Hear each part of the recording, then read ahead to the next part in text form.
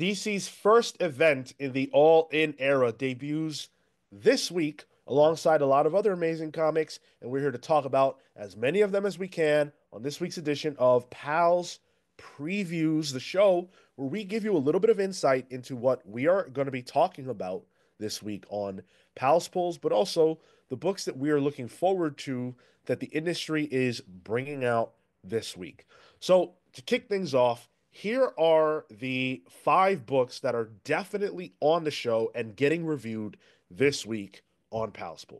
So we've got Summer of Superman #1, Absolute Flash #2, The New Gods #5, Ultimate Wolverine #4, and TMNT #8.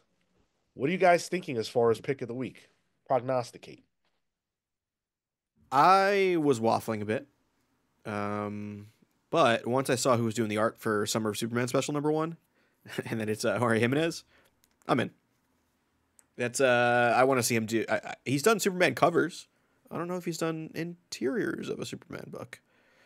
So I'm hyped for that. That's also going to be Dan Slott's first foray into the Superman world. It's going to be a kind of an amuse-bouche of the Summer of Superman coming up. With all the different creators and creative teams and all that. So I think it's going to be a fun little sampler for what we're going to get for this big Summer of Superman. So I'm going to put that as my potential pick of the week. I'm gonna go with TMNT. I don't think I've been as excited for New Gods as everyone else. Flash, kind of a miss for me. Ultimate Wolverine, I didn't read the third issue, but I remember it's enjoyable. But I've been having fun with TMNT across the last few issues, so I think that's gonna be the one.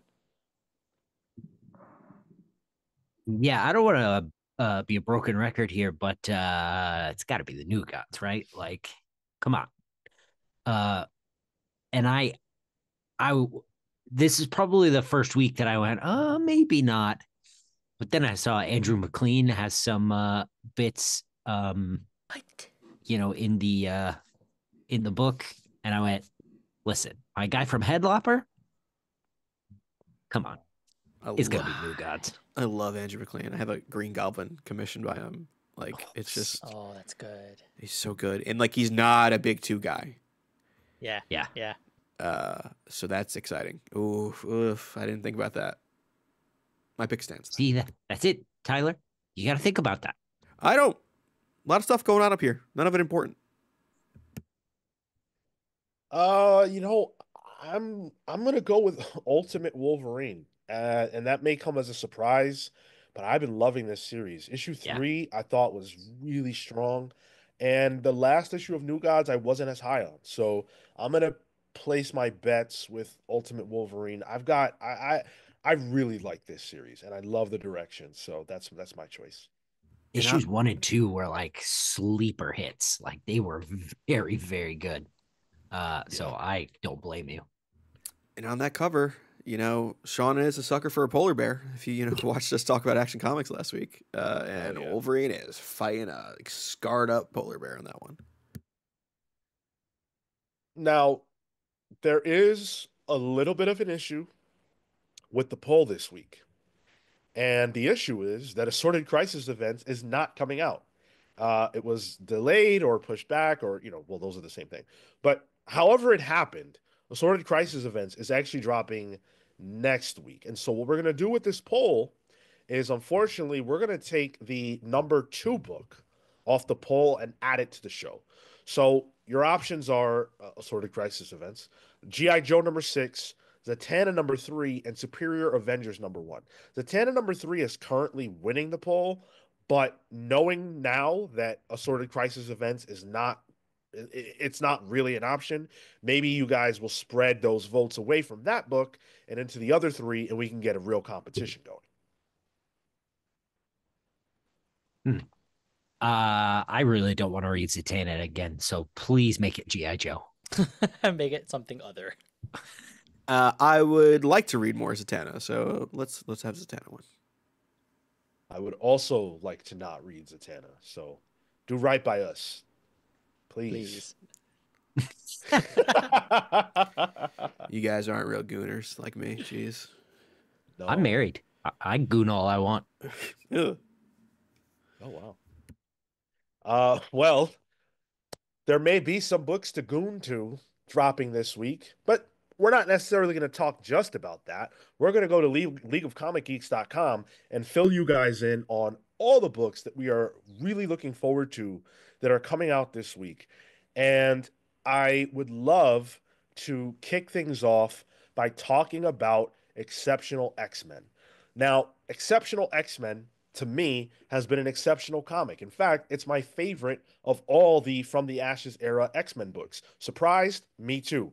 But it's been doing an excellent job of putting the spotlight on these young X-Men. And typically, I don't give a damn about that because I know that these characters are just going to be gone after the run. That tends to be how it goes. But these characters are interesting. I like the Kitty Pride spotlight, and it's got my girl Emma. What more could you ask for? Well, I can tell you what I don't want, and that's Mr. Sinister, who is the big bad right now of this book. And I'm hoping that writer Eve Ewing has a better handle on this character than what we got with the latter days of Krakoa. The stuff we have been getting with him in this, he was under, a disguise for the past two issues. Um, so he's been there. I've liked it. I agree. I think this is one of my favorite X-Men books right now. So I'm also excited for this. I want to shout out Batman Superman World's Finest number 38. So this is going to be the start of the We Are Yesterday crossover. I actually have been reading this series because of there was a crossover with Swamp Thing and with Aquaman, the last I think 3 issues. With Um, Pharaonic Man and mermaids. yeah, Yeah. dude, and then Superman got in like a little side girl going on with something, causes a whole inter oceanic war. Marco. Man, oh, it was real good drama, real spicy. So I've been having a blast with it so far. The last arc ended, and now we're gonna get into this. So I'm just continuing, full steam ahead. Very excited. And this is a Grodd focused flashback story because Grodd, spoiler, big deal now in That's DC. right. Mark Waid wants to Yeah. make sure everyone realizes that Grodd is a person to be reckoned with. Well, the hierarchy is about to change in the DC. Yeah. Mark Waid ain't monkeying around. A I would like to, speaking of the hierarchy changing in DC, guys, Deathstroke is back in Titans 22. And I gotta tell you, I haven't been on the Titans train, but Deathstroke coming back to harass the Titans, that's enough for me to check it out. This is John Layman and Daniel Bayliss. So I will be on the hook for that. First Psycho Pirate, now Deathstroke. What is Terror going to come back to? Oh, come on. oh, Layman's the Chew guy. Yeah. You started, we read the first issue. I forgot. Yeah. I actually want to shout out a book that I'm not really, I'm kind of surprised I am shouting out. Wolverine number 8, also known as Wolverine 400. I'm not really reading Wolverine right now. It's written by Saladin Med with Martin Coccolo on art, which that is continuing with this in the main story. But the second half of the book is Danny Warren Johnson writing and drawing a Wolverine story. What? That is almost enough to sell me on a book. I think it's his first time at Marvel since like an R.L. Stine Man-Thing backup that he did years back. He's done covers, but I can't imagine like interiors. Definitely not writing as well. Need to Warren rebuild, Johnson. dog. Oh damn, yeah, you're right. Good, Yeah. good call. Yeah, He did a whole ass book. I know. Like I said, not much going on up there. But yeah, Wolverine is a character I would love to see him do, and he's gonna be doing it. So I'm excited. You sold me on it. Here, let me sell you off it. $7.99. He said Danny Warren Johnson. Oh, okay. He sold me off it. Don't worry. Can we cut the I'm book not in half and the price in half too? I'm not sure I sold myself off it, quite frankly. I might pick this up for the DWJ of it. So, 64 pages. Not terrible. yeah. It just hurts when you see that them ring that up and it says 7.99. Like fuck. The register almost sounds different. It gives a little different cha-ching. It just says Like an evil oof. laugh. Yeah, Yeah. yeah. It's replaced. Challengers of the Unknown #5 is coming out this week, and I'm a little sad because this is 5 of 6. I'm pretty sure this ends with 6. It's a mini, even though it's not solicited like that, which is so frustrating. But this book has been stellar, and I don't feel like enough people are talking about how good Challengers of the Unknown is right now. They've been pairing up a challenger with a leaguer in every issue, and I feel like they've done a great job of picking the pairings, but also making it so that the challengers are not overshadowed by the leaguer chosen. I was really worried in the Batman issue about that, but it ended up being handled really, really well. And one of my favorite new villains, new to me, I don't know if this character is actually new, but certainly new to me, is what's he called? Ultivac, I think. He's a type normally a good guy. He's normally a companion of the challengers. Well, something happened Hmm. in that the Challengers book has revealed that makes this character a very compelling enemy for the Challengers, and I can't wait to see where this story goes. Ooh. Speaking of good guys to bad guys or vice versa, I wanted to shout out Superior Avengers #1. So this is a One World Under Doom tie-in. Writer Steve Fox, who I really enjoyed on. He did Dead X-Men. the Dead X-Men, but he also did another one before that that dealt with the Goblin Queen's team of X-Men. I think it was Dark X-Men or something like Dark that. X-Men, Yeah. yep. So he's kind of dealt in this realm of Marvel recently. But artist Kyle Hotz, who I don't see on interiors too often lately, and I enjoy Kyle Hotz. He did a lot of the Carnage stuff and stuff there. But this is a whole bunch of it. This is Doom's Avengers, essentially. And Marco, I got one word for you. Onslaught. Hey, I'm in. As an Avenger? Huh? You had me at Onslaught. I know. And so this is a lot of like traditionally what we'd expect as bad guys doing like their own. It's like Dark Avengers, essentially. So it looks like Killmonger is in it, Ghost, Doc Ock, Abomination, and Onslaught. And I don't know. I'm a sucker for a bad guy team. So this is just right down my alley. For me, DCX Sonic the Hedgehog #2. I love the first issue. I had so much fun. So you know what? Got to pick up the next one. Darkseid's on the cover. He's holding a Chaos Emerald. Flash and Sonic up front. Done. Sold. Get it? I had a lot of fun with the first issue, so I'm with you. I'm definitely picking this one up. Yeah. Glad you guys are having fun. I think I had my fun with the first one. I don't know if I'm coming back, sadly. The other one that I did want to shout out is the next one in the Godzilla versus series. This one is Godzilla versus Hulk. And the cover on this looks rad. It's this is the second one of like those like I think it's a series of 6 fights. First one was Godzilla versus Fantastic Four. This is that next one. So I'm excited just to get more of the Godzilla things. I picked up Godzilla Heist recently, and the next wave of Godzilla books I think comes out in the next few weeks. So I'm kind of just like on the train of excitement for this. Are you looking forward to the Godzilla versus the Marvel Universe event that's coming? Oh yeah, now. And this one's drawn by Kamikoli. It just said Kamikoli. And Oh, he drew the cover as well. And his Godzilla looks like first appearance Godzilla, It where it does, looks yeah. like a hand puppet. And I kind of dig it. Yep. That's it. Yeah, hand puppet. Wow. Jerry Duggan on the words. ooh, Ooh, shit. I'm out. Yep. Oh no. That brought me in. Yeah, you're Ooh, Duggan head. no. Ooh. I'm sitting here like, listen, the Hulk could take down Godzilla easy. Think about the type of monster the Hulk fights all the time.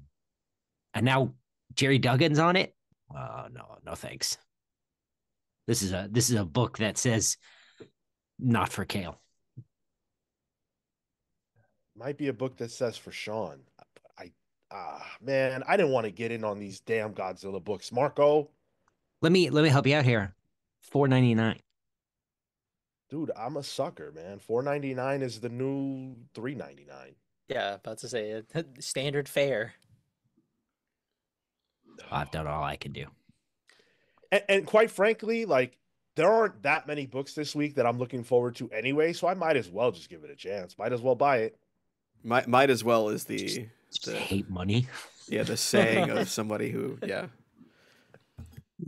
Or you could have a better time and do I Lie Popeye #4. Coming out 4.99. Popeye is Dragon Ball Z. You'll have a way better time. And who knows what's going to happen in this book? Man, Right. Popeye with the tank top on Man, and like some khakis, some designer belt. It's interesting. Interesting. I I know don't a think that's a guy. designer belt. I know a guy who goes by the name Popeye, and it's for a reason. He looks almost exactly like this. It's crazy. Forms and everything. Yeah. Oh yeah. Popeye does Yeah. look like somebody's Dominican uncle in this cover. I will say. No, it's more like I don't know. It's like a Puerto Rican uncle. I think I'm related to this version of Popeye actually. Puerto Whoa, Rican, Cuban. you guys see this cover C by Trevor Richardson? It's basically Popeye as the Super Mario Oh yeah, 2 Lost Levels cover. That's great. I'm That's more into rad. that B cover, the Jake Smith one. That's really good too. Yeah. Wow. He's got those old man legs. Yeah. From my last shout out here, where I don't think I'm gonna. Thank you very much, Image, for a lot of these advanced reviews. But a new advanced image book, Youngblood, #1, coming out, 32 pages. You know my man Rob Liefeld selling this thing for Oh, 19.99. Issue So #1, new.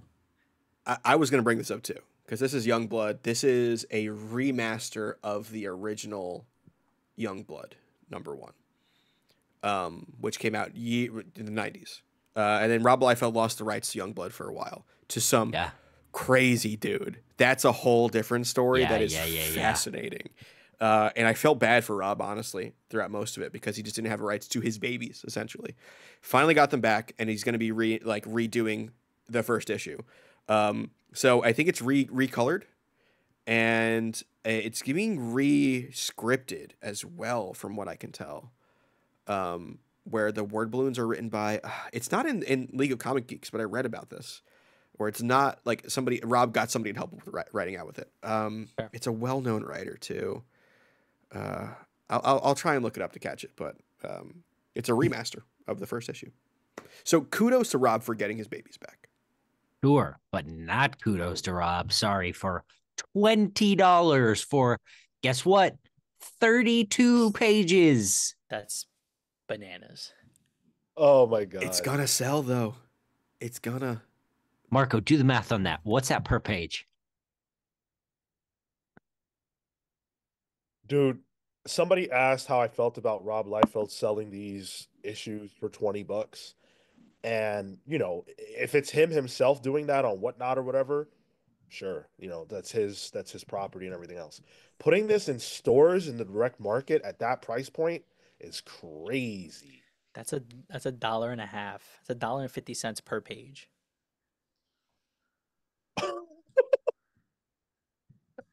That's what? That's like if 3 pages is a comic these days, right? Yeah. Because they get to about 450 or whatever. That's that. Yeah. That's how a dollar and a half, Marco? Yeah. 2 pages. Oh my god. Oh man, this market is so messed up. I think Rob Liefeld is messed up for that one. I mean, well, like think think about that sentence and divorce it from Rob Liefeld, $1.50 for a page of comics. Like that's crazy. But this Oh. is this is to reintroduce the public to Bad Rock, to Shaft, to Die Hard, maybe Vogue, Sentinel, Riptide, Cougar, maybe even Chapel. Chapel Roan? Your favorite comic? That would be crazy. You know what? If Chapel Roan was in this book, that would get me to spend the $20, and I would go to the shop. And sorry, that was 60 cents. I put in a wrong number. Oh, all right. Well, then it makes Yeah, sense. never mind. Any other shout outs this week, or do you want to jump into the spotlight? Where are we at? We could talk about an all new Valiant Beyond book, or we can't. Up to you. I'm very happy to jump right into the spotlight. Cool, spotlight. Let's go for it. Cale, do you want to kick us off? Yeah, I just have a quick shout out to our favorite UK listener, Paul. Oh, listener Paul, Muscle Man Colossus himself, got this book. He found me on Google Maps and he said, I'm going to throw you a book across the UK. And I said, all right, dog, I hope you wrap it in something. And it busted through the window just the other day. Paul sent me a copy of Strontium Dog. Whoa. From 2000 AD. And there's absolutely no good way for me to show this. He sent me Strontium. It's the most flesh-colored cover ever. Strontium Dog Volume 1, Search and Destroy Agency Files from 2000 AD. And this is like classic 2000 AD stuff. It's basically 2 or 3 page comics. 2000 AD. I guess the best way to describe 2000 AD is sort of like a catalog of British comics. So each one is 3 or 4 pages long, and it's sort of a modern Shonen Jump of British comics. So you've got your Judge Dredd, your Strontium Dog, and many others, and it's been running for 40 years at this point. Started in the 80s, but every British creator has to go through the 2000 AD gauntlet. This particular volume seems like it's mostly written by John Wagner and Alan Grant. And I'm really excited. This is my first.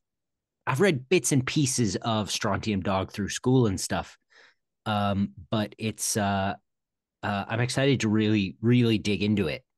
I'll just quickly read the synopsis, if that's okay. Yeah. Earth, the late 22nd century. Following the atomic war of 2150, Britain has been devastated by a nuclear holocaust.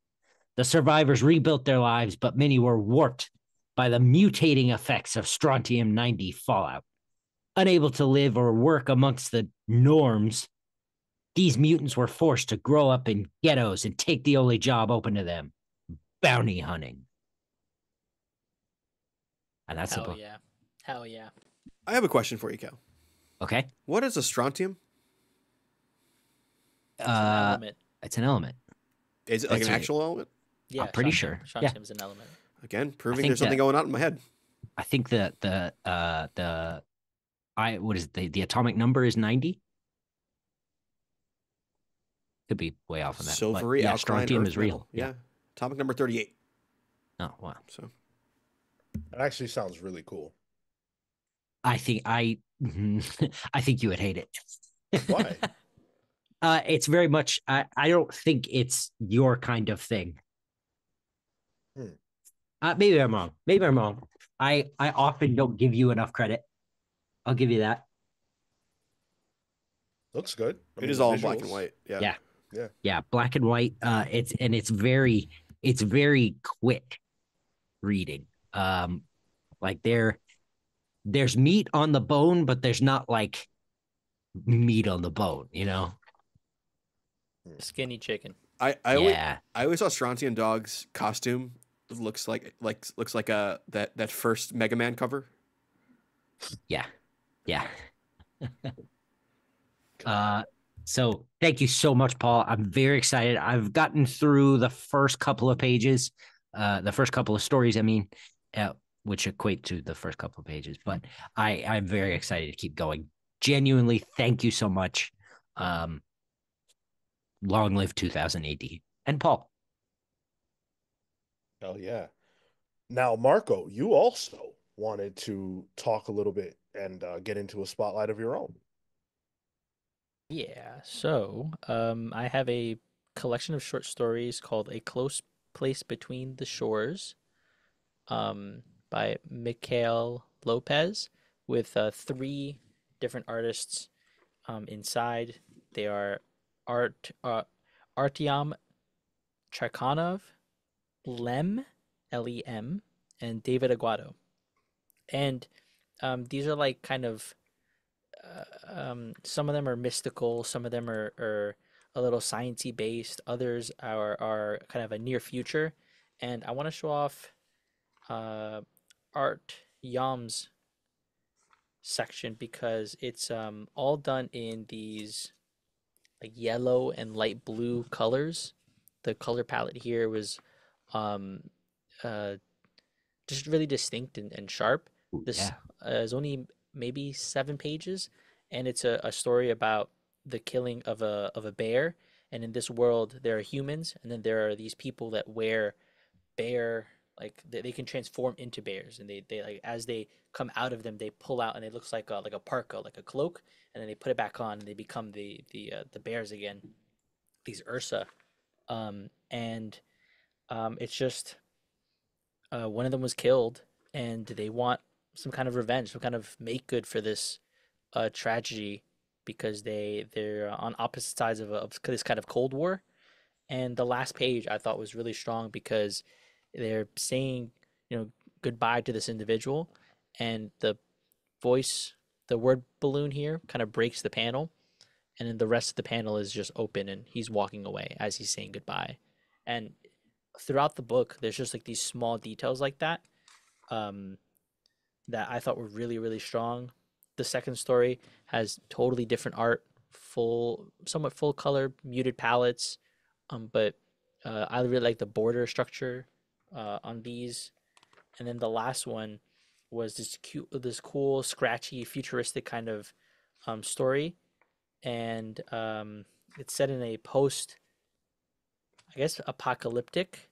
And what I thought was interesting was again darker color palettes, but the word balloons, they're like these like little like almost like balloons, like text bubbles, but they keep true to what you're trying to communicate. And so just throughout the book, effective uses of color, effective uses of word balloons, of the actual panels, and that's the kind of shit that I love. It's just like different ways to think about the medium.